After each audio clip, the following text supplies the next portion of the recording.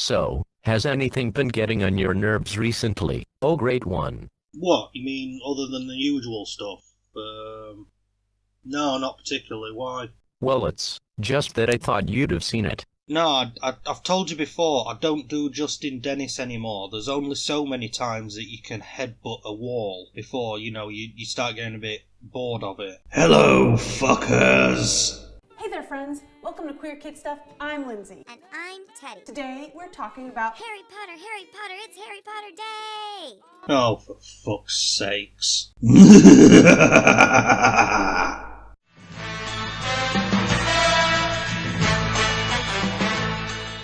Queer Kid Stuff. You are enough here at Queer Kid Stuff.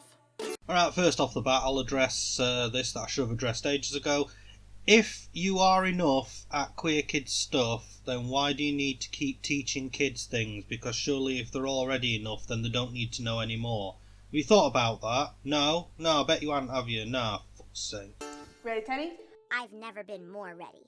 Yeah, to take something that we know that kids like and twist it to fit our own agenda. Fuck me, kids are stupid these days. As you can probably tell, Harry Potter! Teddy really likes Harry Potter. Really? I didn't know that. Nah, I don't like it that much really. But it does serve as a handy tool for me to be able to introduce this sort of crap to kids, and then they lap it up because I'm a cute teddy and she's non-threatening. What's your favorite character? Hermione, duh. Well, it's not going to be Harry, is it? I mean, after all, he is a white cis-hetero male, and we all know that they're all secretly rapists. My favourite character's Voldemort, by the way, if you hadn't already guessed. Oh, so you do like Harry Potter then? Fuck off. Hermione is the best. Yeah, that's why all the books are called, things like Hermione and the Sorcerer's Stone and Hermione and the Half-Blood Prince and that. Don't forget that Hermione has also been retconned in Snowflake World to be black, and not to look exactly like Emma Watson like what J.K. Rowling originally said, before she changed her mind, in order to virtue signal. She's so smart and magical, and she's brave, and she had that cool time travel thing in the third book, and she always knows what to do. Also, she doesn't need any VI poo or a magic spell to make the rotting matter that expels from her anus give off any kind of offensive odour. Yep, her shit doesn't stink. She is the quintessential Mary Sue. I want to be like that. I think my favorite is probably Dumbledore. He's so wise and mysterious, and he's always looking out for the gang. Oh, Dumbledore is so smart. Lindsay? Yes, Teddy? I love Harry Potter, but, what does it have to do with queer kid stuff? I was just about to ask that myself, to be honest. Oh, the point's coming soon. You just wait, you're gonna fucking love it. As always, that is an excellent question, Teddy. Did you know that there's a ton of activism in Harry Potter? Wait. What? What? That's right. And I've got a friend who's going to help us. Hello? Oh, fuck, she's used her magic powers to conjure up a goblin. Quick, fetch my magic sword. I have the power! Hello! Teddy, this is my friend Jack. Hey, Teddy. Hi, Jack. We need your help with Harry Potter.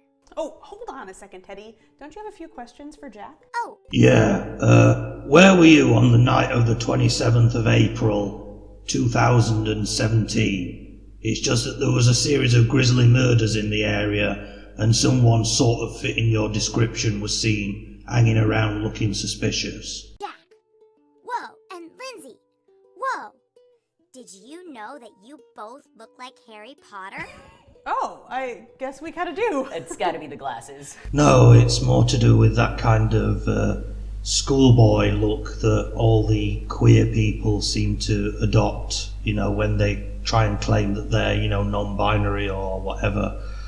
It's one of those looks that basically you can pull off, but once you sort of get out of your early 20s, it kind of becomes difficult and you just end up looking like a paedophile.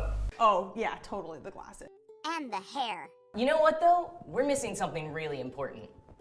A clear sense of self-identity, self-worth, and self-respect.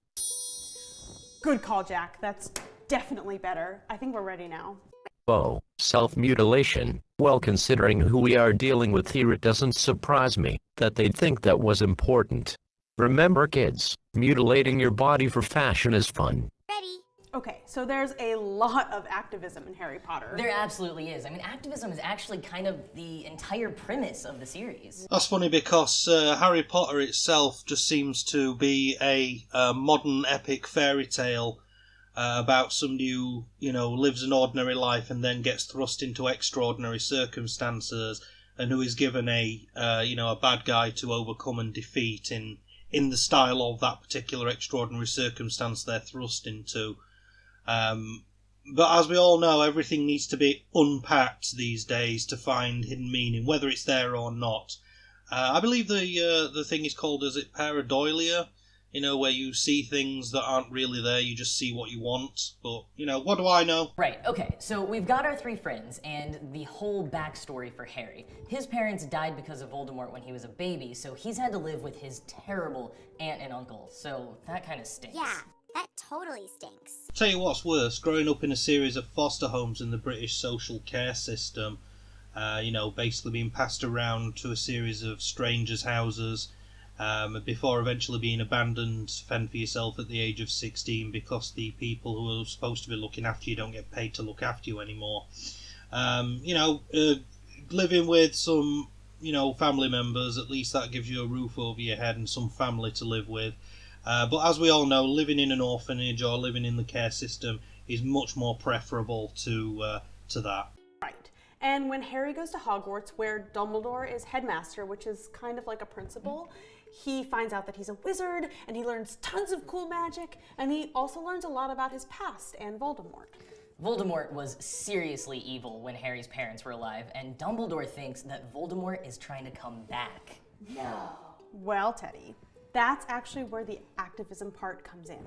Voldemort and his followers think that wizards should only come from families that are all wizards. Yeah, Voldemort and his followers don't like witches and wizards who come from non-magic families. Like Hermione, her parents are muggles, or non-magical people. Whoa.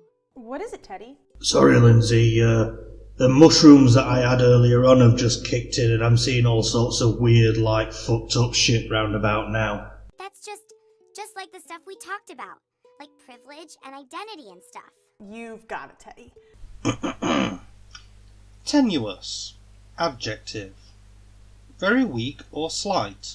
Example, the tenuous link between interest rates and investment. Second definition. Very slender or fine, insubstantial. Example, a tenuous cloud. But isn't that the whole premise of queer kid stuff? Yeah, it's like I've said before, you've got to get them all confused and indoctrinated while they're young, because if you don't, then, when they grow up and start thinking for themselves, they won't do exactly what you tell them to, and we can't have that, can we? Right, so what have we learned today then? Well, let's see. We've learned that self-mutilation is fun, and that basically anything can mean anything you want it to, provided that you ignore context and impress your own biases onto it. Right, okay, well, I think that's enough for now. Yeah, whatever. Social contact details are up on screen, and, thanks for watching, and we'll see you again next time.